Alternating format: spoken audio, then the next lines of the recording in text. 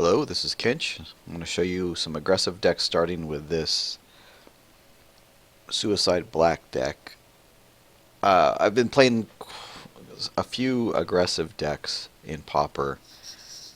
I think the issue I end up having with all these decks is they're not quite as powerful as they need to be. A lot of the times you will end up with no cards in hand and just trying to look for a way to top deck. So if someone can solidify their board, you're in a lot of trouble. There's still ways through, particularly with this deck, but I don't enjoy leaving my game up to chance to whether or not I top deck a card.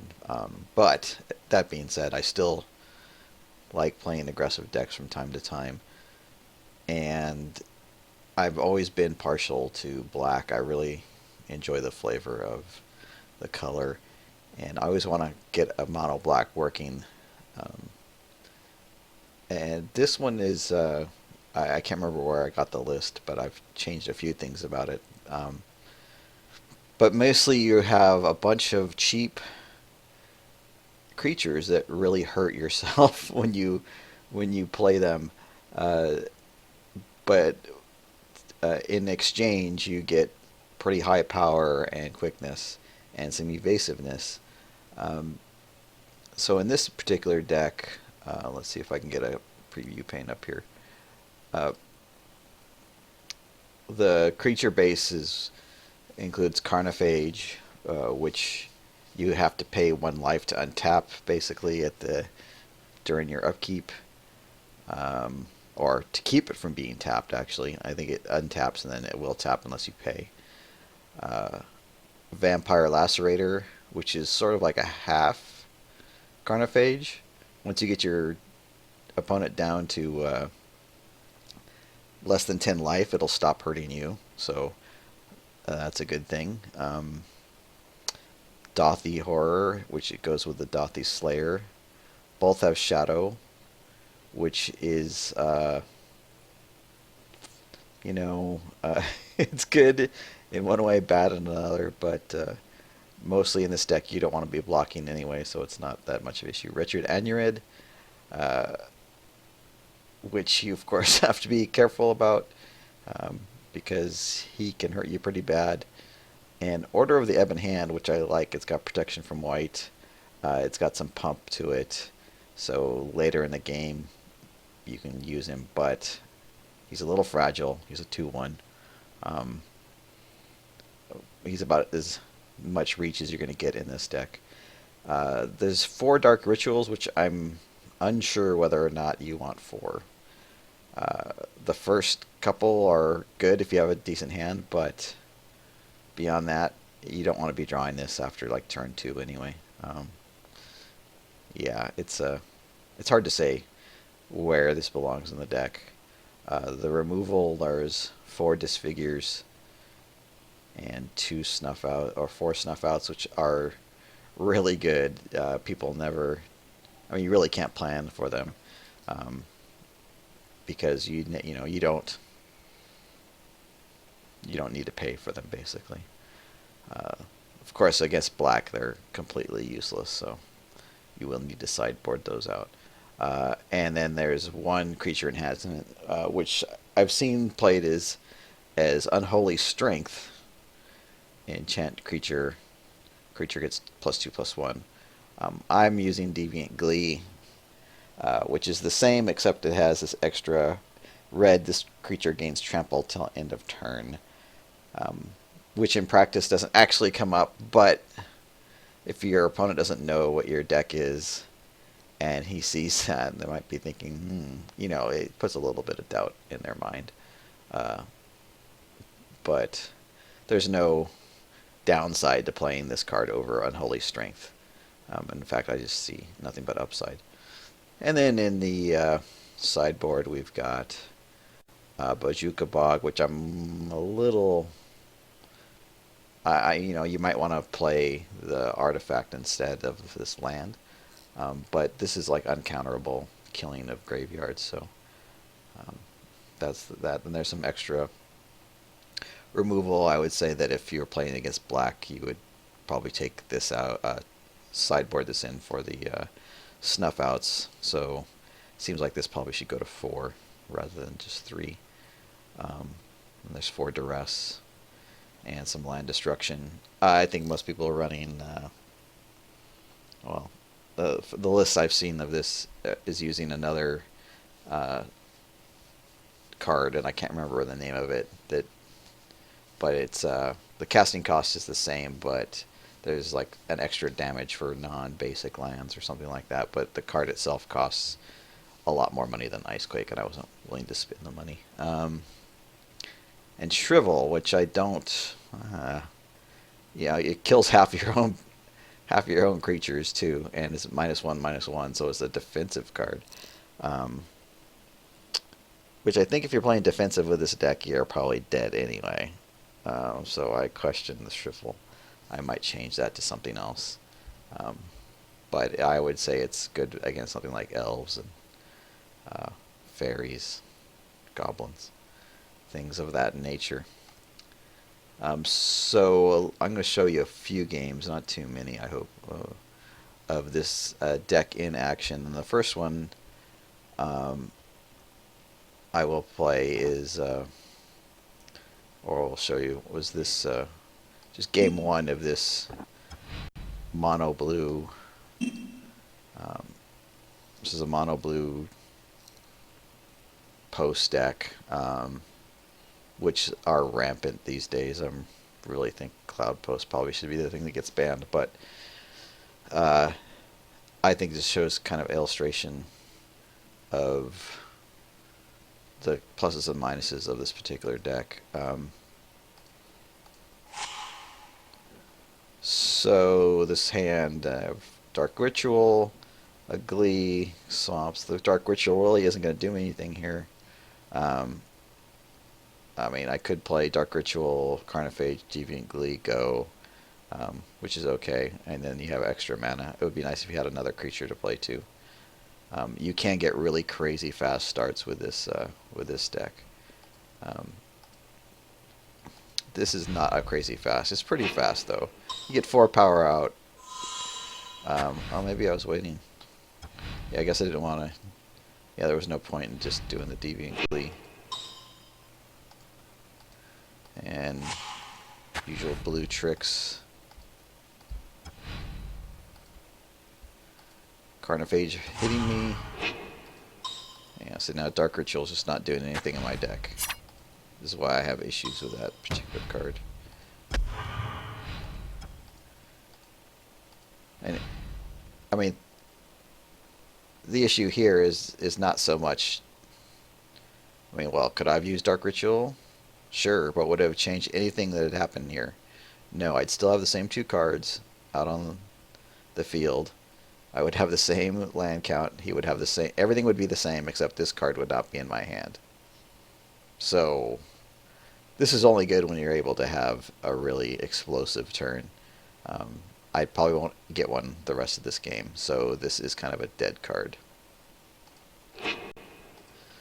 So I have issue with that. So my sense is running 4 is a mistake. So it's probably one of those things that'd be nice to. And I have this deck has no useful way to discard or exchange cards. There's no card draw. And once you get beyond, say, 3 or 4 swamps, the only thing that you can really pump your mana into is that Ebon Hand. And if you go and look at... oh, I can't go back and look at this while this is running. I'll go back and look. Retrace, I don't think there's anything really good in black, Pauper-wise, for Retrace to get rid of some lands. So right now I'm doing well because my opponent has not put down a Cloud Post yet, and I really haven't done anything. Now these Dark Rituals are just dead cards. Just horribly dead cards. And blue's doing what blue usually does, just ignore everything. Now I have an Order of the Ebon Hand, which now the Dark Rituals will be nice because I can play this, and then on when it's my turn, I can Dark Ritual and get damage out of them. So each Dark Ritual will be worth 1 point of damage. Or actually, I'll turn 2 black mana to 6, meaning 3 points of damage. 1.5. They'll be worth 1.5 damage. Because I 2 mana for each point of damage. Which is important, I mean, to maximize your damage in a deck like this. Especially he's played 2 Glimmer Posts. I really want these posts out of this format. So play the Ebon Hand. And now, you know, if he gets any kind of blocker down, I'm just going to kill it with Snuff Out and pump the Ebon Hand. I'll be able to get 4 damage, 6, 10. I can hit him for 10 right now, depending on what I draw. And the Lacerator doesn't add any damage, but I will do 10 damage. So there's the Dark Ritual, 2 Dark Ritual. I mean, there's a possibility. I don't think Snap is possible here, right? You need more islands or something. Or am I thinking of another card? Gush. I don't care about a Gush. You could try to daze me, but I have too much mana, I believe. So he's down to 2. I did 9 damage. Oh, because I wanted to play the Lacerator. Yeah.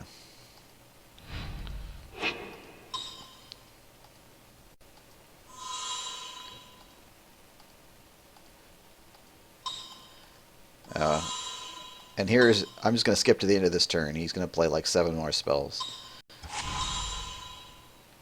Typical blue. This deck. Now that we've reached this board state, you know, blue out of nowhere gets to cast a billion things because he can retap and do whatever. Now, if he had found, if he was able to dig and find Temporal Fissure, I would have had nothing. I would have kicked all the stuff back to my hand. I'm on 12 life. I would have to hurt myself to get the Carnophage out, and the Lacerator's okay now, but I'm just not gonna. And then I'm not gonna be able to get through. He's got this wall. I have to draw some Dalthy stuff so I can get through this. And then he could just cycle these Glimmer Posts or do something. So I'm in a lot of, and even now I can't even. I have got nothing with Trample. So I need to top deck removal here. And this is the thing I don't really like about a lot of the aggressive decks. You get to this state, they're able to do like 18, 17, 19 damage, and then everything kind of stops. And you know, right now I can't do anything. I need to draw removal. And so, luckily, I think what happens is I draw removal. And there it is. I draw Snuff Out and snuff out the wall and attack and win.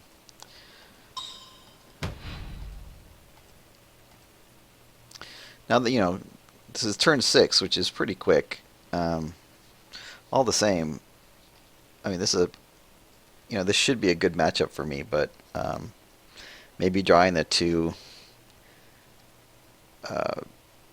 Dark Rituals didn't help me out very much, at least not the way that the cards came out. And you know, he was really close to stabilizing and going ahead and winning. So that can be a little frustrating. But this is a really top line deck, and the mono blue here, and this is certainly verging on Rogue, and you know, tier 2.5 or something. So it's not that big of an issue. Now I was talking about Retrace, and then let me go back into the collection here, and but So if you get flooded with lands with a deck like this, you're kind of messed up. And in black, you could play, say, Siphon Life and Retrace, which means you can get his life down without having to attack. So that might be an option. Raven's Crime is discarding a card, but they have other decks always are probably gonna have more cards than you. So that I don't really think that plays well with this particular deck. So right now I'm looking to get rid of Dark Rituals and maybe Siphon Life or something else. And now I'll show you a matchup between Affinity and, if I can only remember, whoops, not that one. We will talk about this. And this is Affinity is a top of the line aggro deck. And winning against this, I think, is a bit of an issue. But with any draw, with the Suicide Black deck, you can be pretty aggressive. You can get good stuff going. Now I think this is a good hand because I had 3 swamps, 2 creatures, and I had 2 removal spells. So I think that's pretty good. Of course, when I playing this at the time, I don't realize that I'm playing Affinity, but I still think I would keep this hand anyway.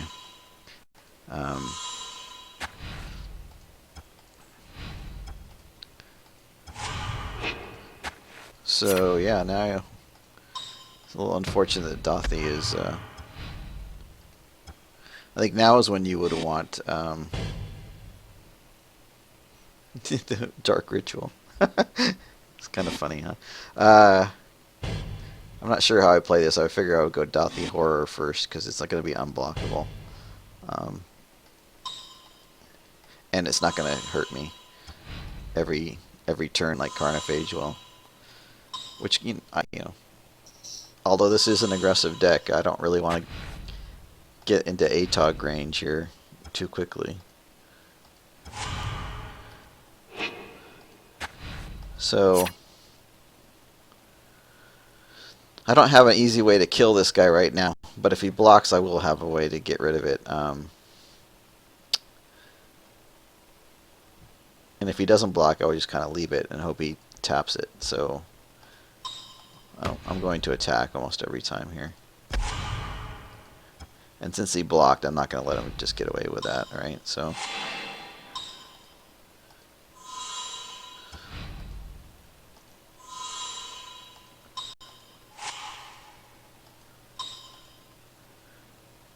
he, what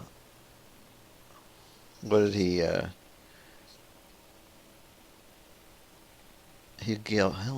what did he targeting me? No. What did he Galvanic Blast there? The Order of the Ebon Hand, right? Because I guess I could pump it. Why would he do that? The summary here says that my opponent cast Galvanic Blast targeting me, and that's not true.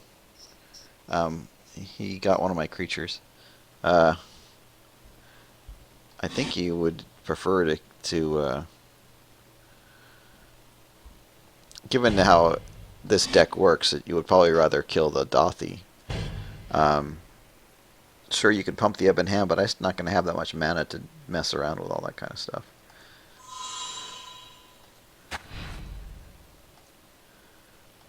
So I think that's not that's a mistake. See, I didn't need to snuff out there. I mean, he couldn't have blocked the Dothy anyway. But I did have 2 in my hand, so it's just like, why let him keep the... So certainly wasn't going to block with Carnophage. I guess it's just to keep his board presence low. He's got no board presence at all right now.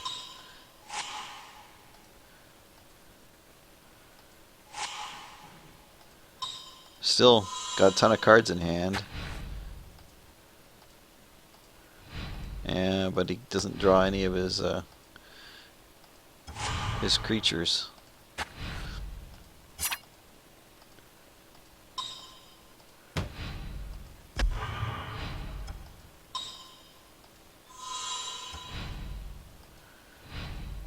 So even though I've only gotten him down to 10, amazingly enough, it's turn 5.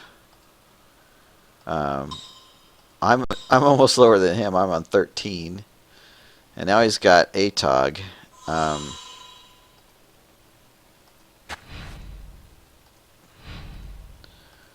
So pretty sure you attack into this. I think in this deck, if for a moment you decide I need to block, you're probably going to lose.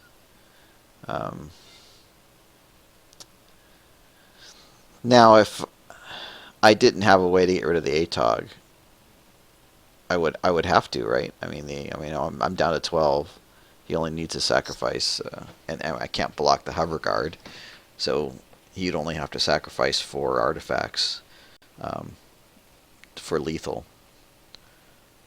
But then with a deck like this, if you decide, oh, I need to stay back and block,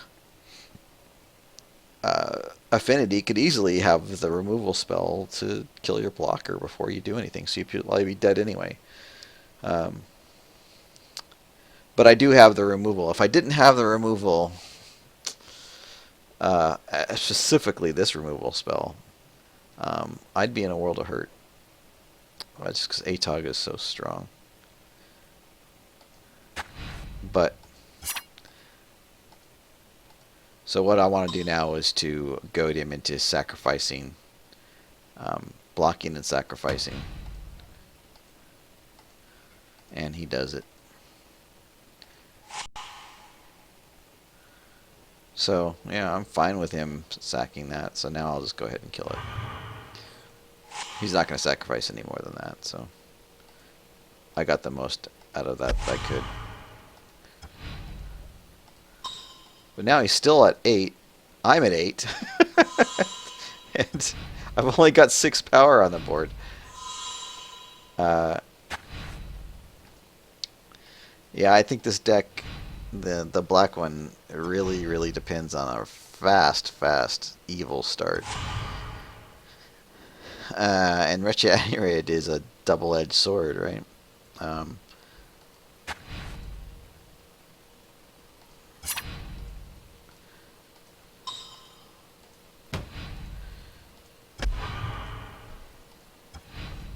So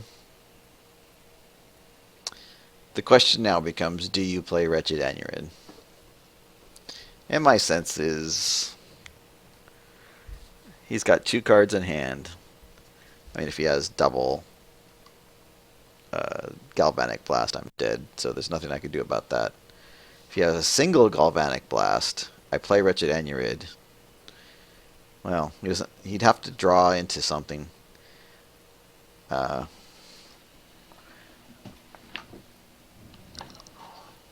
So the question is, can he kill enough to do it? I don't know. Do you play Wretched Aneroid? I don't know what I did. I probably kept it just to bluff something, but I guess I think it can go either way. I didn't cast it.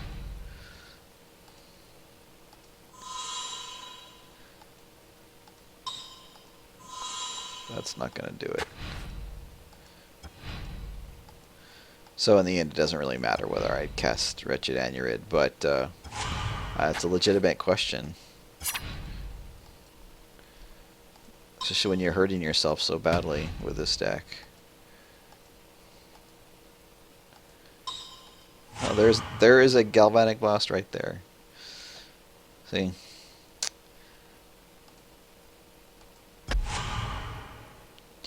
So that's a little crazy, and let me see what happened in game 2 really quickly. Again, it's like, if you don't have a nuts draw, it can get kind of dicey. I think I lose game 2. Do you keep this? I guess you do. You have plenty of creatures, but it's not going to be very explosive.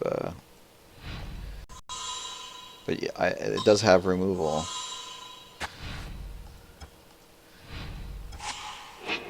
And, you know, do you...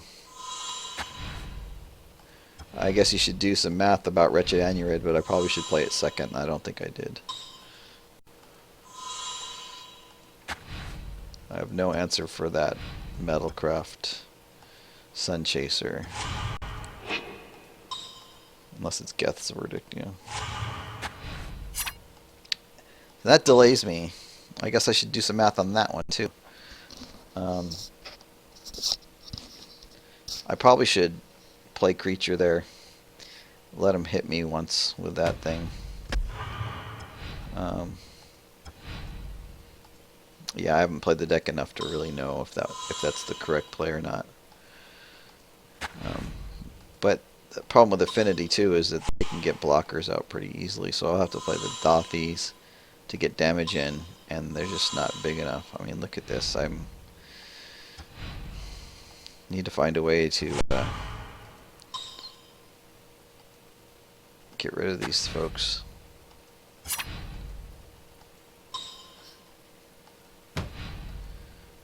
I'm 2 for 1-ing myself here.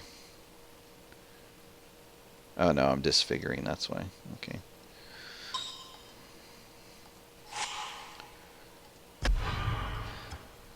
That seems to be pretty complicated. And I still haven't built my board. Although now his board is not particularly threatening, but he's ahead in the race. But he's down to 1 card in hand.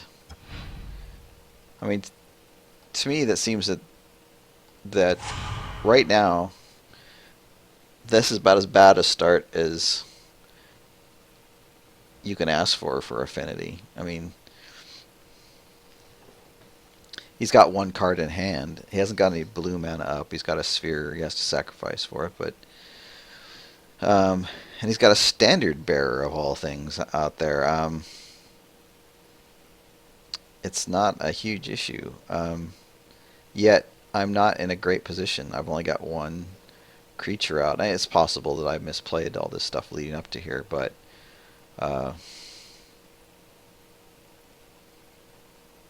you know, I guess my approach has been to try to clear his board as much as possible so I get damage in, but I can't get both apparently because he's still on 17. I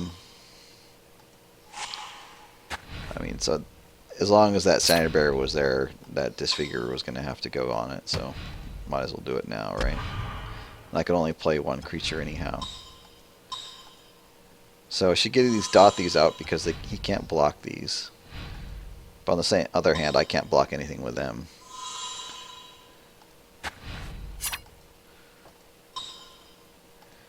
And now wow, I have to really hustle because I'm not going to be able to do anything about the Sun Chaser. And everything I do hurts me. I mean, every turn I'm doing more damage to myself. And I kept the Carnophage back. That makes no sense. Is that to block Frogmite? I should have sent that in. That's just silly. I would do 6 damage. I would take 5.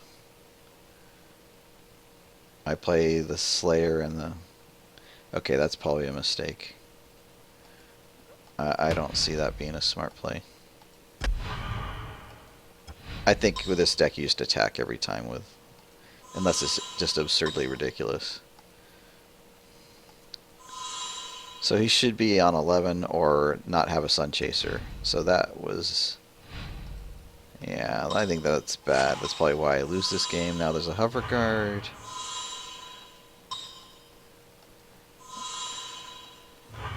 It took 2 from that. Yeah, I mean that was just a bad play. Should attack with a Carnophage. I mean, he could have just sacked. Well, the Frogmite was tapped, so. Okay, that was just silly. And now an Anurid. Now I'm like, oh, great. He's got 6 damage coming in that I can't possibly block. So now I'm just dead. Yeah, this is just a bad situation. If I go back and do the math backwards, I don't know whether it makes any difference, but yeah. So that was a bad play.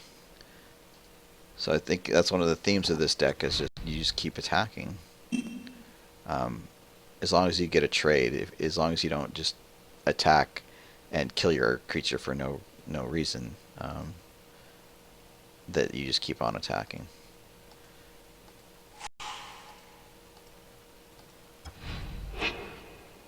Okay, this is probably very, very sketchy, keeping a 1-land hand here on the play. I mean, if I draw 1, I'm pretty good, and I could actually be okay to the first 2 turns, but turn 3, yeah, this is not. I probably would ship this back, but knowing its affinity, probably looking at some of this and thinking, yeah, I probably should do it.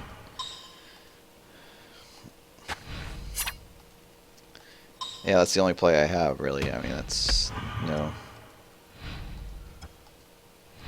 pretty simple.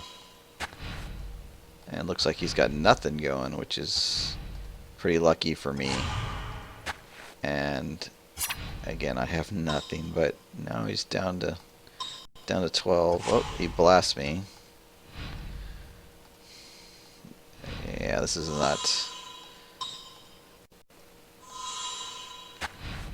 not a big believer in Somber Hoverguard. Probably because of shenanigans like that.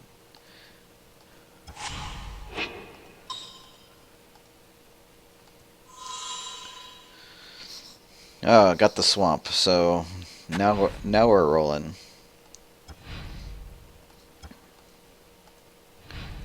So he doesn't have the blast for that. And he has nothing. So what could he possibly have in his hand? He's got every color but black available. I have not seen a Disciple of the Vault. So what could he be holding back? He's got 3 cards. Could it be all land?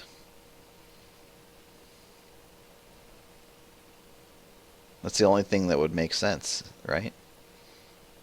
He can play everything that he's got, unless it's land. So if he kept a blast Hoverguard 5-land hand, well, he probably was blast Hoverguard, Springleaf Drum, and now he's drawn nothing but land. That's probably what's happened to him.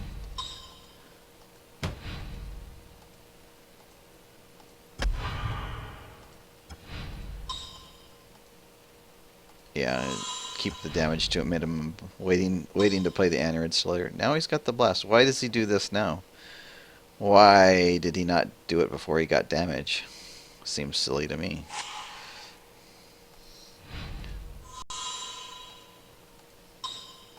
And a Hoverguard. Well, he must have just drawn the Hoverguard. It is no matter, it is a dead thing.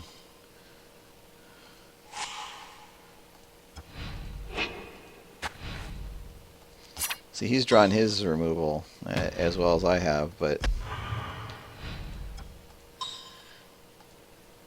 luckily I'll finally start to have some threats here that he can't really answer all of them. He's just got 1 card. That's oh look, Domain. He's got 5 colors.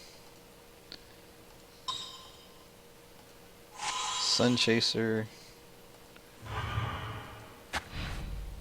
So the other thing has to be a land, right? Dark Ritual, worthless. See, I think this card is just sketchy in this deck. I mean, if there's some way that you could just make sure you had it in your opening hand, That would be pretty wonderful, but stuff like this, it's worthless.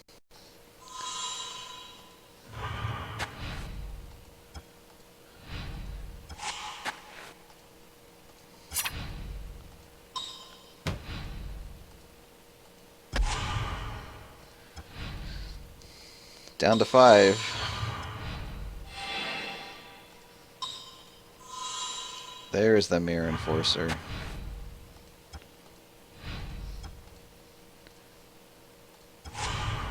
And the Dark Ritual. Hey, 2 completely worthless cards. I have no discard outlet either. Would really like to have something like uh, gosh, I'm trying to remember the green 2/2. Um, it'll come to me. So anyway, those are the shortcomings of these aggressive decks. There's no card draw. If the board stabilizes, you're kind of in trouble. Um, I beat this affinity deck, although I'm not really sure this is a very good affinity deck. I got to question this standard bearer sideboard there um, for this. Seems a bit odd, but anyway, it's fun to play. I enjoy playing the deck. I will try to tune it a little bit better, but at the same time, uh, it's not quite as powerful as I would like. I'll take a look at some other aggressive decks. I like playing aggressive. I think the best aggressive deck is Stompy. That is a very top tier deck, and there's just so many good synergies and spells that you can use for that thing. That's what makes it so powerful. And some good creatures and tricks and things that you don't really have here in black, or white, or even red. So anyway, that was the Suicide Black.